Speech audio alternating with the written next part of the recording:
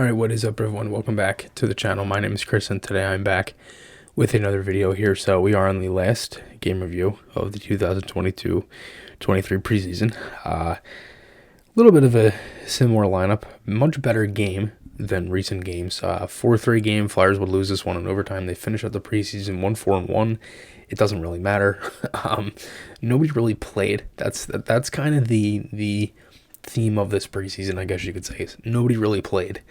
No Sean Couturier, no Cam Atkinson, no Joe Farabee. Travis Konechny played one game. Carter Hart did not play at all. Ivan Provorov played one game. It's the majority of your regular players. So there's that. As for this game, the Flyers played much better than recent. They scored more than 1 or 2 goals or got shut out. They scored 3. It was an energetic game. They had 31 shots on net. They controlled play for most of it in the offensive zone. Some breakdowns here and there. Some guys had good games. Some guys did not. But overall, I thought it was a very entertaining game. Lines in this game were Noah Cates with Hayes and Tippett, JVR with Frost and Hodgson, Jackson Cates with Law and Allison, Delorier with Leksinski and McEwen. Defense was York and Addard, Sanheim and Braun, Sealer and Belpedio. That actually ended up getting switched because Sealer played with Braun for most of the game, and then Sanheim was also with Belpedio for parts of this as well. And then Grosnick and Urson would split. I've really liked Urson. I thought he had a really solid preseason in general. He had some good saves. He was just solid. I mean, going back from the second rookie game back in September, he was solid that night, and he's been solid since then. First period would kind of start here. The Flyers take a penalty early. Jackson Cates had a steal and a clear, good defending, clearing at the line. Flyers penalty kill overall in the preseason. And did 20 for 24, so pretty good overall with the penalty kill. And again, only 4 power play goals against. There was one in this game. First period, I thought the Flyers had a handful of good shifts in a row. They were cycling low, getting chances. They had one play that kind of started a couple in a row. It was a nice play by Frost. He, instead of, it was a play where the puck just kind of came right at the wall, and he could have went D to D, or just passed it right back to the defenseman. They would have went D to D, but he stopped, he curled, he turned around, he looked, and he found Ronnie Addard going up the wall. Ended up having a player, and the Flyers had a lot of plays where they would get pucks to the net, but nobody was there. Or it would maybe hop over a stick, or maybe they kind of went in a little bit too far and were crashing the net a little too hard. So that was not like an issue, but it definitely was noticeable, was that they had chances in this game, and they could have scored in this first period without it, being, I guess you could say, as neck and neck as it was, because they had so many chances at the net. It wasn't like, in recent games, I felt like they never were really able to get like that, like either a breakaway chance or like a 2-on-1 or anything like that clean. It felt like if it happened, it was like a really like messy kind of play that just turns into a 2-on-1. You know what I mean? That kind of stuff. They had a handful of those in this game. Urson ended up making a nice save on a breakaway late, but overall I thought it was a good period for the Flyers. Urson made some good saves. I thought that was one of their better first periods of the season. Addard ended up having a fight with Ross Johnston after a huge hit at center ice by Hayden Hodgson. No penalty was called. It was a clean hit. Sealer initially had an eye stick penalty. I guess Johnson was fighting because of the fight, and Delorier was wrapped up with Matt Martin, and Johnson just dropped at her, and he just literally got destroyed. And I just really felt bad for Addard at that point. The Flyers would score shorthanded. Shorthanded goal, 1-0. Scott Lawton would score a beautiful move back in 5-0. That's like Lawton's thing. Just gorgeous. Urson had a pretty nice save in tight with traffic in front, and then the others hit the post a little bit before that. Tippett had a chance off the rush that almost went in. Leksinski had a shot coming off the wall. This is kind of what I was talking about. They haven't really had that like clean look, and they had a lot of them tonight. It felt like their offense kind of broke through. It felt like somebody had like the Flyers, like if the Flyers were like like a plush doll, and you were just squeezing it, it felt like as this game started, they just let go, and it just opened up. It felt like the game opened up for them, and they had a handful of good looks. Islanders would get a power play here, and they would score a loose puck in front. Bailey would roll that one in, so there's a goal there. on the power play. And as for the a little bit after that, the Flyers would get a power play. It would be 4 minute high stick, and York gets beat 1-on-1 off the draw. Zizekas goes running around and dives at it, scores. Goes 5-hole and Grosnick came in halfway through this period, and he didn't look great in this game at all.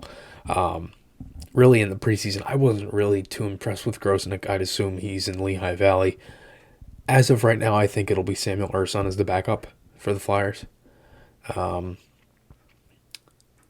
Again, with Sandstrom being hurt, it's tough because you don't know. We haven't really heard anything, and B, you don't really know if that guy's going to be ready to. That the good thing about the 8 days going into the home opener is you have 8 days, and you have 8 days for everybody to get healthy.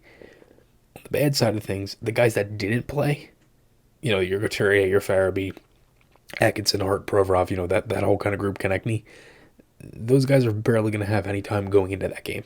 So that's kind of the negative with this whole thing. So third period starts. Not bad. Flyers power play carried over. They did nothing with it. I was honestly not really surprised, but it was unfortunate because again 4 minute power play, you got to do something with that in a close game. And Frost had a shot off the wall. It was a nice play to kind of creep in, and he had a lot of time. I thought he looked really good tonight. I thought he was their better forward in the first period.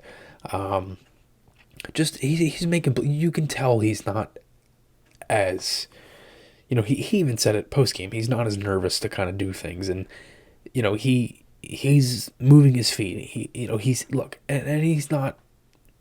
He's still learning, and he talked about that. I asked him about how he felt on the penalty kill, and I'll mention that at the once I get through the third here, but or excuse me, the third and overtime here, but still, like he's definitely learning, and I think he's getting there in different areas of his game, because he is playing different things. 2-2, Flyers would tie this one. Tippett would score out on a 2-on-1 rush with Hayes. Complete opposite of the other night. Hayes ended up getting a 2-on-1 off a play, chip off the wall. Hayes is right there. Pass to Tippett, slam dunk, 2-2, great goal. Tanner Legzinski would score on a breakaway 3-2, which was a beautiful goal, 5-hole. Two really pretty goals there. I personally think right now Legzinski is the fourth line center. I think he's played well. I think he's been good on the penalty kill. I think overall, I know Torts is kind of mixed about him, and there might be some. He said that tonight's game didn't really pencil him in. They're still going to talk about that, and it seems like tomorrow that's going to be the main thing. But again, I really like Legzinski throughout really all the preseason. I thought he was good. I thought he was effective for his role. Obviously, he scores the goal tonight. Penalty kill. I really liked how the Flyers have defended at the line. Just in general, they've been really solid on the penalty kill in general. But Undersley would score off a tip from the point to tie this one. Then the Flyers would go to overtime. They had not really that many chances. Hayes had a play where he kind of tried to center it in front for Tippett crashing the net. Tippett had a play himself where he crashed the net and it almost went in. But Dobson would score with 7.3 seconds left, and that was a power play goal with a second left. So the penalty kill is 19 for 24 as for the entire preseason, so not bad. Overall, pretty good. I thought there was some real improvement in that from last season. Again, the Flyers' penalty kill last year was good, and as for Frost on that, I asked him about how he felt on the penalty kill for most of it. He said he felt pretty good. I felt there was a few times where he felt out of place. He didn't play that much on it last year. Obviously, he said he's still learning. Said he'd love to play on the PK and get an opportunity there, and then he's going to try to clean up the mistakes, look at video, and take it from there. So, again, I think it's a fair answer. I mean, he's definitely learning. I think you can tell with that. I think he's pretty good at it, honestly. I think he's a pretty good penalty killer. He has areas of his game that he can kind of adapt to the penalty kill. And obviously, defensively, he's gotten better. So, we'll see. I mean, I think the preseason was okay for the Flyers in general, not just for us, but the Flyers. Obviously some issues, right? I mean, you only scored, 8 goals in 6 games, so not great. But I felt like this last game was good for just in general. Okay, they had a lot more offensive chances. They scored 3 goals. They were able to make plays. That was the thing. I felt like the previous 5 games, everything was just so tight, and they just couldn't get anything going. And now they finally broke through tonight, and they ended up scoring 3. And obviously tough way to lose, giving up a overtime winner with 7.3 seconds left on a power play that was a second away from ending. But in the regular season, that's a real kicker. But now it doesn't matter. So we'll see. Let me know what you guys think below tomorrow if you are available or anything like that. You can meet current flyer Zach McEwen at Harris Casino Wednesday, October 5th. Tomorrow, as I'm recording this, it is the 4th right now at Harris Casino in Chester, PA. I'll put a link to the address to the place. Couldn't think of the word. The address to the casino there if you want to come and check that out. And it's for the Flyers fan club. It's for registered members only, so you'd have to register at the door. You could bring cash or check. Yeah, let's see what happens in these next couple of weeks. Yeah, again, thank you guys so much. We're on the road to 2,000 subscribers, so please hit that subscribe button if you enjoyed this video, and I'll talk to you all again soon.